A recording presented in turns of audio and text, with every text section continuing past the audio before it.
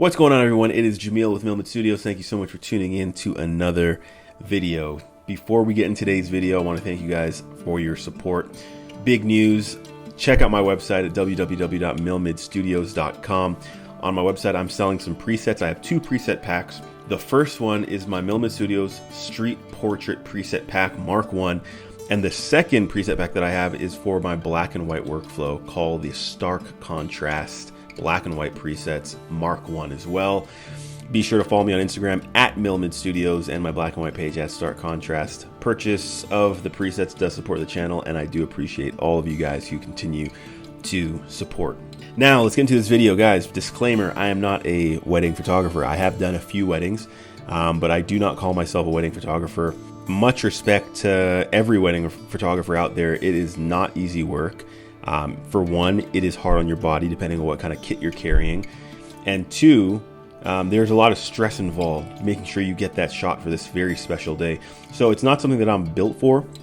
As a matter of fact, by the end of the night, my back was absolutely devastated, absolutely destroyed. Like, I felt like a decrepit old man by the time I was done with this wedding. Mind you, I stayed about 12 hours. And I shot about 5,000 photos. So also, you have to think on the back end. Yeah, it's nice to shoot those, multiple exposures with a high frame rate, but you got to go through those pictures at the end of the day. So about 5,000 photos, give or take, between the R5, the R3, and the Leica Q2 monochrome. We'll get into kit shortly. So I have a few tips for you guys. Even though, like I said, I'm not a wedding photographer, here are some tips that I think can make your day easier if you're starting out doing wedding photography. If you have a wedding coming up and you're scouring the internet for some tips and tricks because you're nervous, I have a few tips for you that could possibly help you. The first one that I want to give you is wear comfortable shoes. Now, I did bring some extra shoes, some running shoes, in addition to my dress shoes that I'm wearing, but I ended up going the entire day without even changing into those running shoes, and I wish I did, because like I said, my back was devastated at the end. So bring some running shoes, bring some comfortable shoes, whether you wear insoles, bring something that will help your feet and your back. It will be well worth it. You have to preserve your body, you have to preserve your health, and whether you carry a pretty extensive kit while doing weddings, or you're more simplified and you carry only like one camera and a couple lenses, that will also change how you feel at the end of the night. My second tip for you guys is to have a second photographer.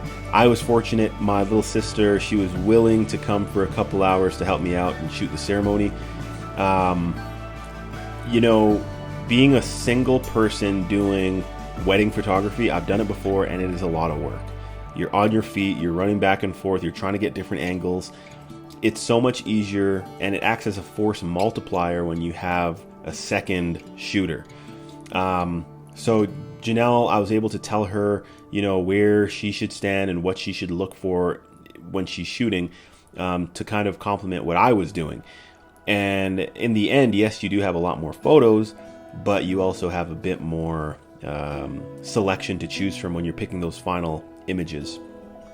So I think it's very important to have a second shooter. It really does give you variety, and it also takes off a little bit of the pressure, because just say you miss a shot, or you're in a position where you're behind some people and you can't see what you want to see, you have a higher chance of getting those moments when you have a second shooter. Okay, now let's get into kit. And I particularly want to bring up the 24-105 f4, the RF lens. Now, I rented this lens. It wasn't my first pick. As a matter of fact, it was my third pick, but it was all that they had left.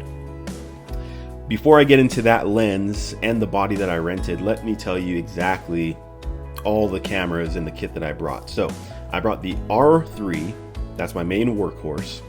I brought the R5, which I rented, and I brought the Leica Q2 monochrome, which I use sparingly, barely during the day. Mainly during the reception at nighttime, I brought the Leica Q2 monochrome out. In terms of lenses, I brought the 85-1.2. That thing ended up being a beast and super helpful in that low light scenario at nighttime when we were literally outside and just using ambient light.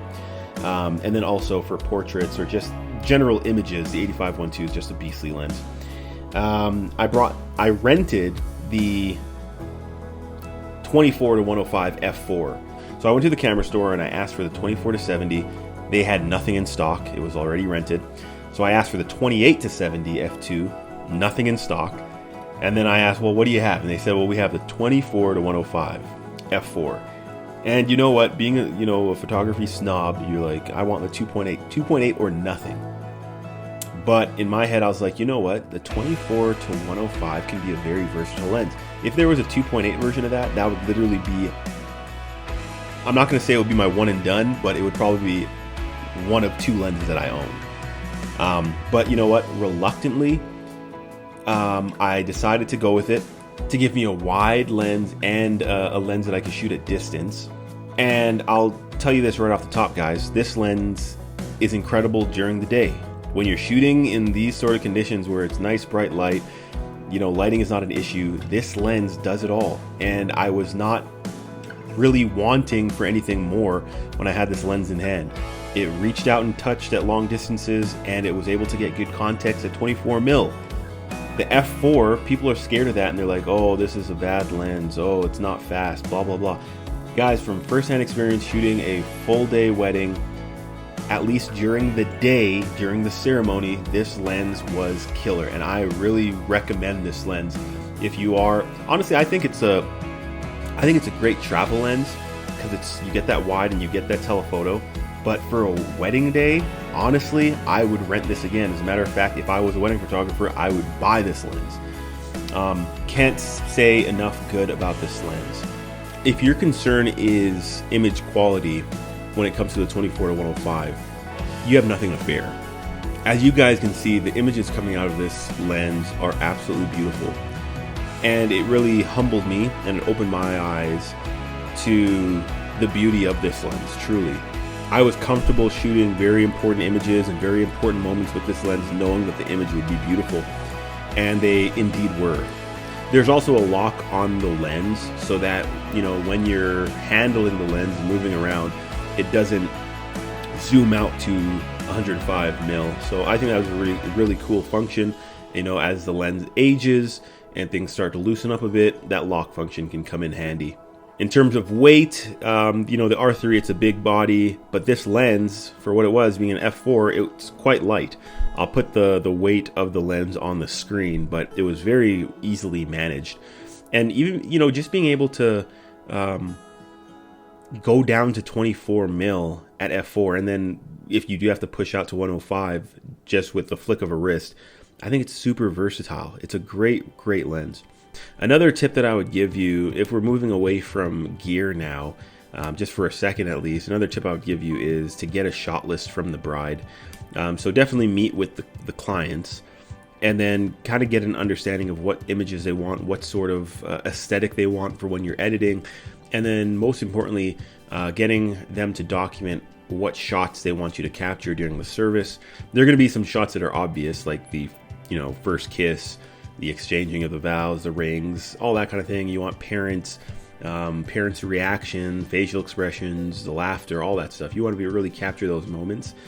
But it really helps to get, the program and then the shot list. It may seem overwhelming, but just look at it, research it, study it, and be prepared to get those shots. Also on that shot list, after the ceremony, when you're getting pictures of family and the bride and groom posing and doing the little after wedding photo shoot, it's good to get some ideas, even if they send you an image that they like off of Pinterest or just a Google image of a composition that they like that you could recreate. That kind of helps as well. And then having the list of different family members with a couple from both sides of the family, just having that preparation really does help take off stress, and it allows you to go in prepared.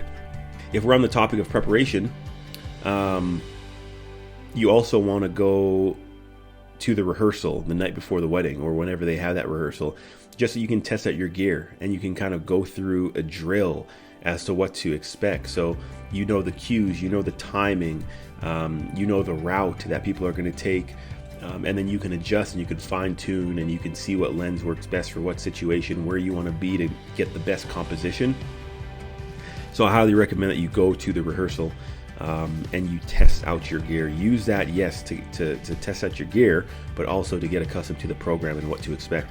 Because going to the rehearsal, it really took off a layer of anxiety for me, because I knew where I had to be. I knew where I had to, at the end of the program, I knew that I wanted to get the first kiss from behind the couple and looking into the congregation to give that context, rather than going in front of them and just getting a straight on shot. I think that having the congregation and the guests at the wedding, it gives more context and it's just more meaningful.